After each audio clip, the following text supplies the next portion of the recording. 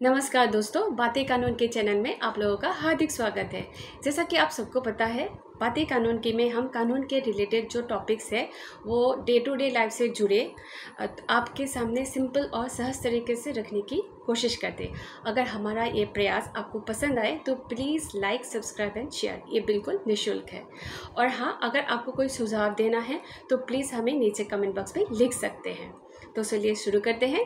आज का टॉपिक है बहुत ही इम्पॉर्टेंट और इंटरेस्टिंग है, और हम सबको एज ए पेरेंट्स हो या as a citizens of India हो, हम सबको ये जानना भी ज़रूरी है ताकि हमें पता चले कि हम क्या कर सकते हैं। अगर या किसी को अगर सलाह भी देनी है, एज ए ह्यूमन बीइंग भी आप दे सकते हो। ऐसा नहीं है कि सिर्फ लॉयर ही सलाह दे सकते हैं। अगर आप थोड़ा जागरूक रहोगे तो आप किसी और को भी ये बात बता सकते हो कि ऐसा है तो ऐसा आप कर सकते हो।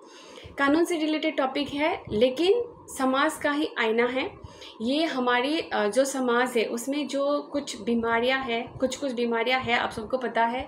कुछ कुरीतियाँ हैं जिसके चलते जो हमारी जो ये छवि है, जो पिक्चर ऑफ आवर सोसाइटी बीच बीच में तार हो जाती है। और हम जैसे कि एज ए ह्यूमन हम खुद से शर्मिंदा होते हैं कि हाँ, हम 21वीं शताब्दी में जी रहे हैं, पर हमारी सोच पता नहीं कहाँ है और कैसे है, पता नहीं कि हम आगे नहीं बढ़ पा रहे। पता नहीं ये क्या ही रीज़न है जिसकी वजह से हम बहुत कुछ समझते हैं, जानते हैं, पर फिर भी हम सब कुछ ठीक नहीं कर पाते। लेकिन जैसे कि होता है ना, डायग्नोस करने के बाद एक बीमारी का पता चल जाता है तो एक बीमारी एक ह्यूमन बॉडी में है और उसको हम इलाज करते हैं। वैसे ही हमारी समाज की जो रीति है, जो सही नहीं है समाज को आगे लेके जाने के लिए, या समाज की जो छवि है उसको ख़राब करते हैं, तो हमें भी उसको ढूंढ के उसको ठीक करना है। अगर हो सके तो उसको चेंज करना है या ऐसी रीति को बंद कर देना चाहिए। क्योंकि जैसे आप सबको पता है, we are humans, we are citizen of India. हमारी जो इंडियन कॉन्स्टिट्यूशन है उसके आधार पे हम सबका बराबर का राइट है। वैसे जो कॉन्स्टिट्यूशन का राइट है वो सबको बराबर देने के बावजूद भी जो बराबरता है, जो इक्वलिटी है सबके सामने, वो कहीं कहीं कमी हो जाती है, या एक संप्रदाय, एक जो वर्ग है दूसरे वर्ग के ऊपर शोषण का कुछ जो सोसाइटी में दिखाई देता है, न्यूज़ में आता है। बीच में जो तमिलनाडु का एक टेंपल को रिलेटेड जो अपर कास्ट और जो लोअर कास्ट में एंट्रेंस को लोगों को इशू हुआ, ये भी समाज का ही एक हिस्सा है। और ये कुप्रथा में ही आता है कि मंदिर में देखो, भगवान ने सबको बनाया, फिर भगवान की दर्शन के लिए हम एक दूसरों को रोकने वाले होते क्यों हैं? फिर भी ऐसे इश्यूज़ है। वी आर इक्वल्स, बट फिर भी हमारे पास आ ही जाता है प्रॉब्लम्स, और हम इसको फेस करते हैं। पर जैसे हम फेस करते हैं तो हमें इसको ठीक भी करना होता है। तो इसके लिए बहुत सारी आजकल समाज सेविकाएँ है या संस्था है, गवर्नमेंट का भी बहुत पहल है तो इसको इक्वलिटी के लिए लाने के लिए। तो जो लोअर कास्ट है उनको आगे लाने के लिए कॉन्स्टिट्यूशन के द्वारा बहुत सारे प्रिविलेजेस है। तो रिजर्वेशन की जो फैसिलिटी है वो उनमें से एक है, ताकि जो पिछड़े वर्ग है उसको आगे लाया जाए, जो बराबर लाया जाए, ताकि हम सब इक्वल है, इसको दिखाने के लिए। इसी को मद्देनज़र रखते हुए जो हमारा निर्माता कॉन्स्टिट्यूशन थे, उन्होंने कॉन्स्टिट्यूशन में कुछ रिजर्वेशन जो पिछड़े हुए लोग हैं उनको आगे लाने के लिए करके गए थे। और इसका फ़ायदा हमने सबने देखा है कि अभी बहुत सारे हैं जो पिछले वर्ग से है, बट उन्होंने उसके हिसाब से अपने आप को बहुत आगे कर दिया। मतलब रिजर्वेशन के थ्रू हो, पढ़ाई के थ्रू हो, जो उनको सुविधा मिली उसकी वजह से। तो ये एक अच्छा पहल है और ये कंटिन्यू होना चाहिए।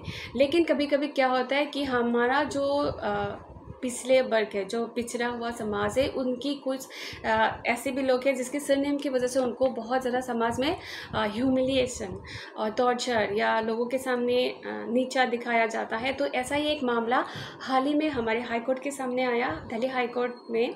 तो उसमें एक पिटिशन आया, जो प्ली में दो भाइयों ने गुहार लगाया था कि उन्होंने CBSE central board of education में उन दोनों बच्चे का, उनका मतलब खुद का 10th और 12th का जो सर्टिफिकेट है उसमें उनका जो फादर का नाम है श्री लक्ष्मण मोची की जगह पे जो सरनेम मोची है उनको चेंज करके नायक करने की एप्लीकेशन डाला था CBSE में। CBSE ने उसको रिजेक्ट कर दिया और सरनेम को जो मोची है वो उनके सर्टिफिकेट में नहीं सुधारा, तो उन्होंने इसी प्ली को हाई कोर्ट लेके आए। तो हाई कोर्ट ने इसको गंभीरता से लेते हुए बहुत ही ज़्यादा अच्छा फैसला दिया, डायरेक्शन दिया कि उनके सरनेम को चेंज करना चाहिए। जो फादर का नाम है मोची, उसको चेंज करके उसके जगह पे नायक कर दिया जाए। ये डायरेक्शन देते समय कोर्ट का जो ऑब्जर्वेशन था वो इस तरह से था कि जो आर्टिकल 21 ऑफ इंडियन कॉन्स्टिट्यूशन है वो right to life and liberty है, उसमें डिग्निटी के साथ जीने का एक बंदे को, जो इंडियन कॉन्स्टिट्यूशन को फॉलो करते हैं, इंडियन नागरिक है, उन सबको हक है। तो जो हमारा हक है, जो राइट टू लाइफ है 21 के अंदर, हमारी आइडेंटिटी भी उसी के अंदर ही आता है। तो इसको हम दरकिनार नहीं कर सकते। अगर किसी को जो आइडेंटिटी से इशू है, अगर वो उसको चेंज करके उसको उससे सेटिस्फेक्शन मिलता है, तो वो हमें सोसाइटी मतलब जो चेंज है उसको अलाउ करना चाहिए। लेकिन कोर्ट का ये भी ऑब्जर्वेशन साथ ही साथ था, जैसे कि मैंने पहले कहा, रिजर्वेशन है हमारी सोसाइटी में, मतलब कॉन्स्टिट्यूशन के अंदर सोसाइटी में जो बैकवर्ड क्लासेस है उनको फॉरवर्ड करने के लिए कुछ रिजर्वेशंस है। तो जो ये कंसर्न था कि जो टाइटल सरनेम चेंज हुआ उसकी वजह से, जैसे कि नया जो सरनेम है उसकी वजह से उनको वो बेनिफिट ना मिलना शुरू हो जाए जो उस सरनेम के साथ रिजर्वेशन है। मतलब जैसे कि उन्होंने चेंज किया, अपना जो सरनेम चेंज किया, चेंज करते वो फ़ायदा नहीं ले सकते। जो नया उसका सरनेम होगा उससे रिलेटेड जो ऑलरेडी जो चलन में फ़ायदा से रिजर्वेशन हो उसको एंजॉय नहीं कर पाएंगे। बस उनको आइडेंटिटी को सुरक्षित करने के लिए, उसकी जो डिग्निटी को बचाने के लिए उसका जो सरनेम, उनका जो रिक्वेस्ट है उसके फादर का, जिन्होंने अप्रोप्रिएट जो वे है, जिसके पब्लिकेशन ऑफ गैजेट नोटिफिकेशन हुआ है, न्यूज़पेपर में भी उन्होंने ये सब डाला है, फिर सरकार की जो डॉक्यूमेंट्स होता है ना उसमें भी भाइयों का जो चेंजेस था, फादर का नाम मोची के जगह पे नायक थे।